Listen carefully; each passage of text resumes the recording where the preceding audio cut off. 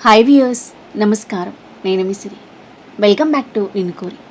ఈరోజు కథ ప్రేమ పగల రణరంగం, ఎపిసోడ్ 47. మీ మనసుకు నచ్చే అత్యంత అద్భుతమైన కథ. కథ నచ్చితే లైక్ చేయండి. ఈ కథ ఇప్పటి వరకు మీకు ఎలా అనిపించిందో మీ అభిప్రాయాన్ని తప్పకుండా కామెంట్ చేయండి.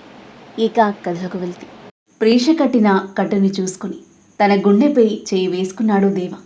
ఇంకా వేగంగానే కొట్టుకుంటూ ఉంది. ఎందుకు ఇలా కూర చేస్తున్నావు? తన హృదయాన్ని తానే ప్రశ్నించుకుని డీప్ బ్రీత్ తీసుకున్నాడు. ఫోన్ మాట్లాడి లోపలికొచ్చిన మిత్ర దేవా దగ్గరకొచ్చి కూర్చొని అతని మొహంలోకి నవ్వుతూ చూస్తున్నాడు. ఏమైందిరా అని అన్నాడు దేవ, మొహంలో ఏ భావం లేకుండా. బాయ్, నర్స్ టచ్ చేయొద్దు అని కస్సుబుస్సుమన్నవాడివి ప్రీష టచ్ చేయగానే ఎందుకు సైలెంట్ అయ్యావు?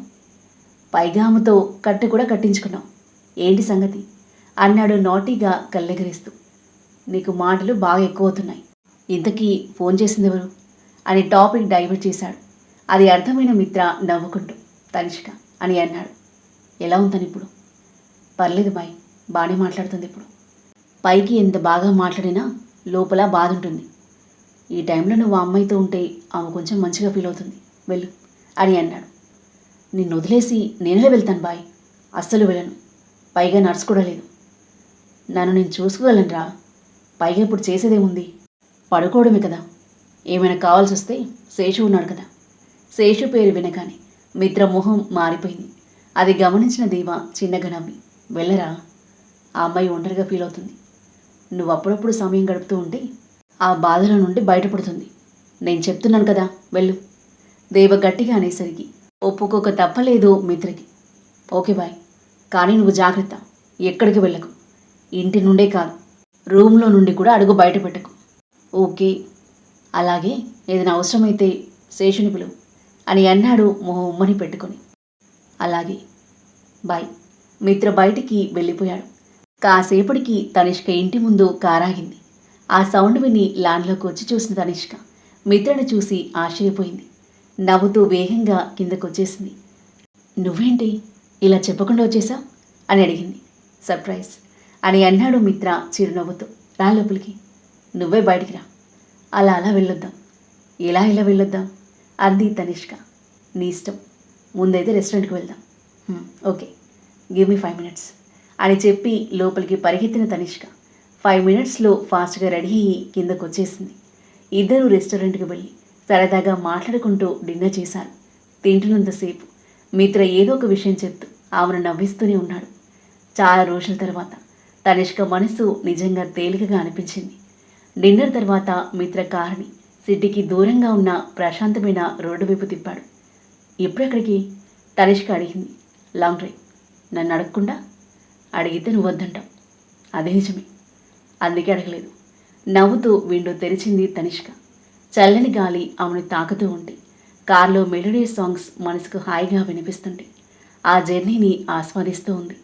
ఆమెను హ్యాపీగా చూస్తూ జాలీగా డ్రైవ్ చేస్తున్నాడు మిత్ర. గంట పాటు తిరిగేసి ఫ్లాట్కి రిటర్న్ అయ్యారు. రాగానే తనిష్క సోఫాలో కూర్చుంటూ, ఈరోజు చాలా రోజుల తర్వాత హాయిగా అనిపించింది అని అంది.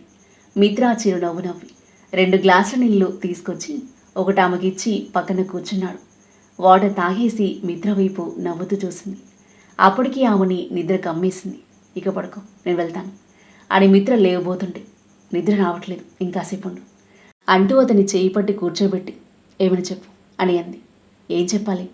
ఏమైనా, నీ ఇష్టం అని అంటూని ఆవలిస్తూ అతని భుజంపై తలవాల్చింది. మిత్ర ఒక్కసారిగా బిగుసుకుపోయాడు.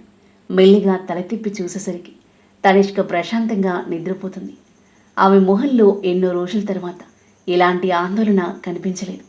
మిత్ర పెదవులపై చిన్న చిరునవ్వు మెరిసింది. తనిష్క నిద్రలోని అతని షర్ట్ని మెల్లిగా పట్టుకుంది. మిత్ర ఆమె చేయి వైపు చూసి ఆమె మొహంలోకి నవ్వుతూ చూశాడు. నువ్వు ఇలా పట్టుకుని ఉంటే నేను ఎలా వెళ్తాను? ఆమెను మేల్కొల్పాలనే ఆలోచన కూడా అతనికి రాలేదు. ఆమెకు తను కేవలం ఒక ఫ్రెండ్ కావచ్చు, కానీ ఆ క్షణంలో ఆమె తన దగ్గర అంత ప్రశాంతంగా నిద్రపోవడం తనపై ఆమెకున్న నమ్మకానికి నిదర్శనంగా అనిపించింది. మిత్ర మెల్లిగా సోఫాకి వెనక్కి ఆనుకున్నాడు. ఆ క్షణం ఆమెనలా వదిలి వెళ్ళాలని అనిపించలేదు. దేవా గుర్తొచ్చాడు, కానీ శేషు ఉన్నాడు అనుకుని ప్రశాంతంగా ఉన్నాడు. కానీ ఇక్కడ శేషు లేడన్న విషయం మిత్రకు తెలియదు. అతను తమ మిషన్ కోసం వెళ్ళాడు. మిత్ర ఆమె వైపు ప్రేమగా చూస్తూ మెల్లిగా ఆమె తలని తన ఒడిలోకి జార్చి ఆమె తలని ఆప్యాయంగా నిమురుతూ ఉన్నాడు. ఆమె సాన్నిహిత్యాన్ని మనసారా ఆస్వాదిస్తూ అలాగే హాయిగా నిద్రలోకి జారుకున్నాడు. దేవ బెడ్పై పడుకున్నాడు.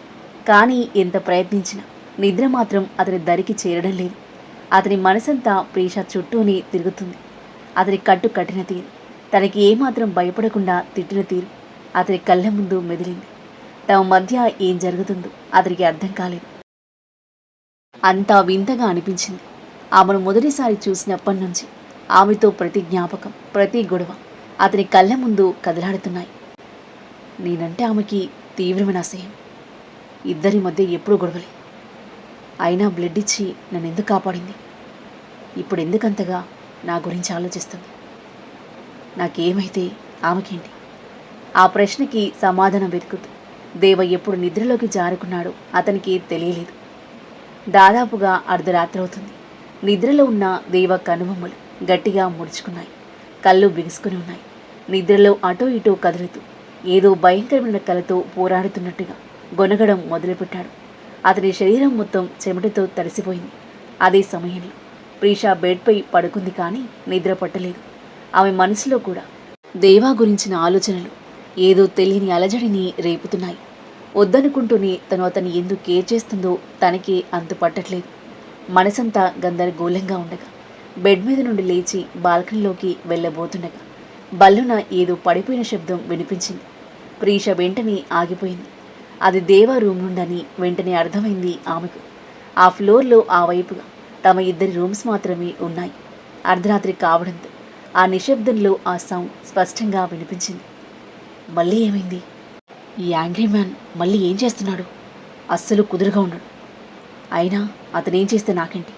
ఐ డోంట్ కేర్ అని అనుకుంటూ బాల్కనీలోకి వెళ్ళింది. కానీ తన మనసు దేవా మీదనే నిలిచిపోయింది. అది తనకు అస్సలు నచ్చలేదు. తన మీద తనకి కోపం వచ్చింది. ప్రీషా, ఏమవుతుంది నీకు?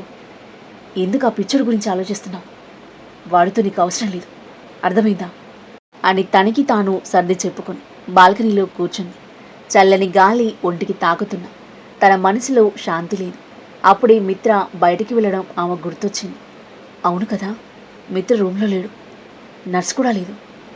ఒకవేళ ఏమనయ్యుంటే? ఆలోచన రావడంతో ఆమె గుండె బలంగా కొట్టుకుంది. ఇంకా ఒక క్షణం కూడా నిలవలేకపోయింది.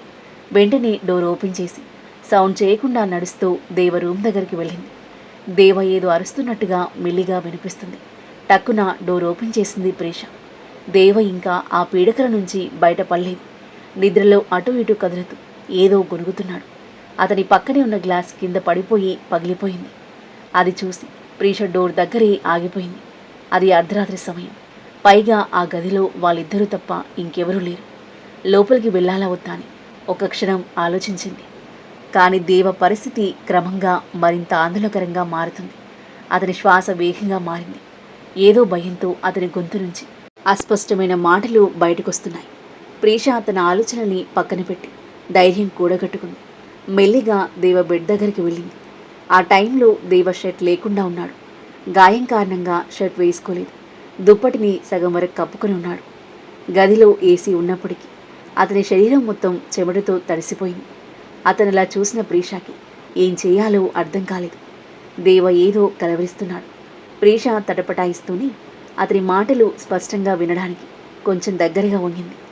అమ్మా, నాన్న, నన్ను వదిలి వెళ్ళొద్దు, ఎవరైనా కాపాడండి, చిన్నపిల్లలు కాలిపోతున్నారు, మంట మంట. ఆ మాటలు విన్న ప్రీష షాకింగ్గా అతని వైపు చూసింది. ఏం మాట్లాడుతున్నావు? ఎవరు కాలిపోతున్నారు? ఈ కోపిష్టి ఎవరి కోసం ఇంతగా తప్పిస్తున్నాడు? ఆమెకేమీ అర్థం కాలేదు. దేవ కలవరిస్తూ తల అటు ఇటు కదిలిస్తూ ఉంటే ప్రీష వణుకుతున్న చేతులతో దేవ నుదుటిపై చేయి పెట్టింది. కానీ అతను నుదుటిన తాకగానే చెయ్యి ఒక్కసారిగా వెనక్కి తీసుకుంది. ఓ గాడ్, ఇంత వేడిగా ఉన్నాడు, ఫీవర్తో కాలిపోతున్నాడు. ఇప్పుడు నేనేం చేయాలి? ప్రీష కంగారుగా చుట్టూ చూసింది. మిత్ర అని పిలువబోయి ఆగింది. అతను ఎక్కడున్నాడో నాకు తెలియదు, సిస్టర్ కూడా లేదు. ఆమె కళ్ళలో ఆందోళన మరింత పెరిగింది. ఒక పని చేస్తాను, బయటికి వెళ్ళి ఎవరైనా హెల్ప్ చేస్తారేమో చూస్తాను అని అనుకుంటూ ప్రీష లేవబోయింది. అప్పుడే దేవ ఒక్కసారిగా ఆమె చేయిని గట్టిగా పట్టుకున్నాడు. అమ్మా, నన్ను వదిలి వెళ్ళకు నాన్న. అమ్మో! ప్రీష ఒక్కసారిగా నిలిచిపోయింది. దేవ నోటి నుంచి ఒక అమ్మాయి పేరు వినడం ఆమెకు ఆశ్చర్యం కలిగించింది. అమ్మో! ఆ పేరు ఆమె మనసులో ఏదో తెలియని కల్లోలాన్ని రేపింది. కానీ వెంటనే తన తలను విదిలించి ఆ ఆలోచనని పక్కకు నెట్టేసింది. తన చేతిని విడిపించుకోవడానికి ప్రయత్నించింది. కానీ దేవ పట్టు చాలా బలంగా ఉంది. ఆమె ఎంత ప్రయత్నించినా తన చేతిని విడిపించుకోలేకపోయింది. అంతేకాదు, అతని స్పర్శ ఆమెకు ఎప్పుడూ కలిగే అదే సుపరిచితమైన అనుభూతిని కలిగించింది. ఒక్క క్షణం ఆమె గుండెల్లో వింత అలజడి కలిగింది. నో ప్రిష, నువ్వేమీ ఆలోచించకు. ఇది జస్ట్ ఒక భ్రమ మాత్రమే, ఇంకేమీ కాదు. అతను ఇక్కడ లేడు, అందుకే మేబీ అతని ప్రజెన్స్ని నేను ఇలా ఫీల్ అవుతున్నానేమో, అంతే, ఇంకేమీ లేదు. తన మనసును తానే సమాధానపరుచుకుని దేవ మొహంలోకి చూసింది. అతని మొహం ఫీవర్తో ఎర్రగా మారిపోయింది. మొహం ఒళ్ళంతా చెమట పట్టింది. గట్టిగా మూసుకున్న కళ్ళు, నొప్పితో ముడుచుకున్న కనుబొమ్మలు. కాసేపటి క్రితం తనతో కఠినంగా మాట్లాడిన అదే మనిషి ఇప్పుడు తన ముందు పూర్తిగా బలహీనంగా కనిపిస్తున్నాడు. ప్రీషా చూపు అతనిపైనే నిలిచిపోయింది. నాకు ఇతనితో సంబంధం లేదు. నా మీద ఎప్పుడు కోపం చూపిస్తాడు. నన్ను నరకంలోకి తీసుకొచ్చింది ఇతనే. అలాంటి మనిషి కోసం నేనెందుకు బాధపడాలి? ఆమె ఒక అడుగు వెనక్కి వేసింది. నేను వెళ్ళిపోతాను. అతనికి ఏం జరిగినా అది నా ప్రాబ్లం కాదు అని తన్ని తాను ఒప్పించుకోవడానికి ప్రయత్నించింది. కానీ దేవాని అలాంటి స్థితిలో వదిలి వెళ్ళడానికి తన మనసు ఒప్పుకోలేదు. మెల్లిగా అతని పక్కన కూర్చుని అతని తలపై చేయి వేసి జుట్టుని మెల్లిగా నిమురుతూ ఉంది అతని స్థిమితపరచడానికి. కొంతసేపటికి దేవ శ్వాస కాస్త నెమ్మదించింది. అతని ఆందోళన కూడా క్రమంగా తగ్గిపోయింది. కానీ ఫీవర్ మాత్రం ఇంకా అలాగే ఉంది. ప్రీష అతని మొహాన్ని తదేకంగా చూస్తూ కూర్చుంది. అతను చాలా బాధలో ఉన్నట్టుగా కనిపిస్తున్నాడు. కనుబొమ్మలు ఇంకా ముడుచుకునే ఉన్నాయి. ఆమె చూపు గాయపడిన అతని భుజంపై పడింది. ఆ గాయానికి బ్యాండేజ్ వేస్తున్న సమయంలో నర్సుతో అతను చేసిన గొడవ గుర్తుకు రావడంతో ఆమె పెదవులపై తెలియకుండానే చిన్న చిరునవ్వు మెరిసింది. నిజంగా ఒక చిన్న పిల్లాడిలా బిహేవ్ చేశాడు అని మనసులోనే అనుకుంది. కాసేపటికి దేవ ప్రశాంతంగా నిద్రలోకి జారుకున్నాడు. అతని శ్వాస కూడా క్రమంగా నార్మల్ స్థితికి వచ్చింది. అది చూసిన తర్వాత ప్రీష నెమ్మదిగా తన చేతిని అతని చేతి నుంచి విడిపించుకుంది. కిందకి జారిపోయిన దుప్పటిని సరిగ్గా కప్పి చిన్నగా నిట్టొచ్చింది. పడుకున్నాడు, కానీ ఈ ఫీవర్ పరిస్థితి ఏంటి అని అనుకుంటూ అతని మొహంలోకి చూసిన ప్రీషాకి అతని మీద తన మీద కోపం వచ్చింది. ఇది జస్ట్ మానవత్వం అంతే అని అనుకుంటూ డోర్ దగ్గరగా వేసి కిందకు వెళ్ళింది. ఎవరైనా కనిపిస్తారేమో అని చూసింది, కానీ ఎవరూ కనిపించలేదు. నాగవల్లి కాలి తమ ఇల్లీగల్ బిజినెస్ వర్క్స్లో ఉంటే శేషు తన మిషన్లో నిమగ్నమయ్యాడు. మరోవైపు ఇందు కూడా ధీరజ్ ఫోన్ లిఫ్ట్ చేయకపోవడంతో అతని కలవడానికి ఇంటికి వెళ్ళింది. మిత్ర అతని బంధించిన విషయం తెలియక ఎవరూ కనిపించకపోవడంతో ప్రీషా కిచెన్లోకి వెళ్ళింది. ఒక బౌల్లో ఫ్రిడ్జ్లో నుంచి కూల్ వాటర్ తీసుకొని కొన్ని కాటన్ క్లాత్స్ తీసుకొని దేవ గదిలోకి పరిగెత్తింది. గదిలోకి వెళ్ళగానే ముందుగా ఏసీని ఆఫ్ చేసి విండోని కాస్త ఓపెన్ చేసి చైర్ బెడ్ దగ్గరికి లాక్కుని కూర్చుంది. దేవ ఇంకా గాఢమైన నిద్రలోనే ఉన్నాడు. అప్పుడప్పుడు అతని శరీరం చలికి వణుకుతుంది. ప్రీషా గుండెల్లో తెలియని ఆందోళన మొదలైంది. ఇంత ఫీవర్ ఎలా వచ్చింది నీకు? మేబీ గాయం నొప్పి కనుకుంటా. కదలద్దు అంటే వినవు కదా అని మెల్లిగా అనుకుంటూ ఒక కాటన్ క్లాత్ని చల్లని వాటర్లో ముంచి దేవ నుదుటిపై మెల్లిగా ఉంచింది. మరో క్లాత్ తీసుకుని నీటిలో ముంచి అతని మెడ, చేతులు, అరచేతులు, అరికాళ్ళు, ఛాతీపై తడి క్లాత్ నెమ్మదిగా తుడుస్తూ ఉంది. అతనికి దగ్గరగా ఉండడం ఆమెలో ఏదో తెలియని అలజడిని రేకెత్తిస్తుంది. ప్రీష ఆ ఫీలింగ్ని తప్పించుకుంటూ తుడిచేసింది, కానీ టెంపరేచర్ చాలా ఎక్కువగా ఉండడంతో అంత ఈజీగా తగ్గట్లేదు. ఆందోళనతో అతని మొహాన్ని చూస్తుంది ప్రీష. ఏం చేయాలో కూడా తెలియడం లేదు అని తనలో తానే అనుకుంది. అయినా అతన్ని అలా వదిలేసి వెళ్ళిపోవడానికి ఆమె మనసు ఒప్పుకోలేదు. ఒకసారి క్లాత్ మార్చడం, మళ్ళీ నుదుటిపై పెట్టడం, తర్వాత మెడపై ఉంచడం, అలా చేస్తూనే చాలా సమయం గడిచిపోయింది. కాసేపటికి ఆమె చేతులు నొప్పి పెట్టడం మొదలయ్యాయి. నిద్ర ఆవహించి కళ్ళు కూడా భారంగా మారాయి. కానీ దేవ ఫీవర్ మాత్రం పూర్తిగా తగ్గేలా కనిపించలేదు. ప్రీష అలసటను పట్టించుకోకుండా మళ్ళీ అతని నుదుటిపై చేయి పెట్టింది. కాస్త తగ్గింది, కానీ ఇంకా వేడిగానే ఉంది అని ఆందోళనగా అనుకుంటూ వాల్ క్లాక్ వైపు చూసింది. తెల్లవారుజామున 3 గంటలు దాటిపోయింది. మరోసారి తడి క్లాత్ని అతని నుదుటిపై ఉంచి కొన్ని నిమిషాల తర్వాత నెమ్మదిగా తీసింది. ఈసారి అతని టెంపరేచర్ చాలా వరకు తగ్గినట్టు అనిపించింది. Thank God. ఊపిరి పీల్చుకుంది ప్రీష. దేవా ఇప్పుడు ప్రశాంతంగా నిద్రపోతున్నాడు. అతని మొహంలో కనిపించిన ఆ ప్రశాంతతను చూసి ప్రీషాకి కాస్త ఊరట కలిగింది. ఇప్పుడు ఫీవర్ తగ్గింది, ఇక నేను వెళ్ళొచ్చు అని అనుకుంటూ మెల్లిగా లేచి వెళ్ళబోయింది. కానీ ఆమె చేతిపై ఒక్కసారిగా ఏదో బలమైన పట్టు అనిపించేసరికి ప్రీష ఉలిక్కిపడి కిందకు చూసింది. దేవ నిద్రలోని ఆమె చేతిని గట్టిగా పట్టుకున్నాడు. ఆ స్పర్శతో ఆమె శరీరం ఒక్కసారిగా వణికింది. ఎందుకో తెలియదు, దేవ తనని తాకిన ప్రతిసారి తనకు అదే పరిచయమైన అనుభూతి ఎందుకు కలుగుతుందో ఆమెకి అర్థం కావడం లేదు. వెంటనే తల విదిలించింది. నో ప్రీషా, మళ్ళీ ఏదో ఊహించుకోకు అని తనలో తానే చెప్పుకొని మెల్లిగా అతని చేతి నుంచి తన చేతిని విడిపించుకోవడానికి ప్రయత్నించింది. కానీ ఆమె ఎంత ప్రయత్నించినా దేవ పట్టు అంతకంతకు బిగుసుకుంది. ప్రీష ఆశ్చర్యంగా అతని వైపు చూసింది. ఇంత గట్టిగా ఎలా పట్టుకున్నావు? నువ్వు మేల్కొనున్నావా అని అతని మొహంలోకి పరికించి చూసింది. కానీ అతను గాఢ నిద్రలో ఉన్నట్టే కనిపించాడు. మరోసారి తన చేతిని విడిపించుకోవడానికి ప్రయత్నించింది. ఫలితం లేదు. చివరికి అలసిపోయిన ప్రీష నిట్టూర్చి తిరిగి చైర్లో కూర్చుంది. Okay, leave it. ఒకవేళ మళ్ళీ ఫీవర్ వస్తే అప్పుడు నేను ఇక్కడ లేకపోతే ఎవరు చూస్తారు? మార్నింగ్ అయ్యాక నేను వెళ్ళిపోతాను అని అనుకుని అలాగే కూర్చుంది. దేవ చేతిలో ఉన్న తన చెయ్యి అలాగే ఉండిపోయింది. అతని ప్రశాంతమైన మొహాన్ని చూస్తూ ఉండగానే ఆమె కళ్ళు నెమ్మదిగా మూసుకుపోయాయి. రాత్రంతా అతని కోసం మేల్కొని ఉన్న అలసట, మనసులోని ఆందోళన, శరీరంలోని నీరసం అన్నీ కలిసి చివరికి ఆమె నిద్రలోకి లాక్కెళ్ళాయి. చైర్లో కూర్చున్న ఆమె తల మెల్లిగా బెడ్ మీదకి ఒరిగిపోయింది. కొన్ని క్షణాల్లోనే గాఢ నిద్రలోకి జారుకుంది. దేవ చేయి మాత్రం ఇంకా ఆమె చేయిని పట్టుకుని ఉంది. మరోవైపు ఫారెస్ట్లో సీక్రెట్ అండర్ గ్రౌండ్ కంట్రోల్ రూమ్లో కరణ్, శేషు తీవ్ర ఆందోళనలో ఉన్నారు. వారితో పాటు ఉన్న ఆఫీసర్స్ మొహాల్లోనూ ఉద్రిక్తత నెలకొంది. ఏదో ఊహించని పరిణామం జరిగిందని వారి మొహాలను చూస్తే అర్థమవుతుంది.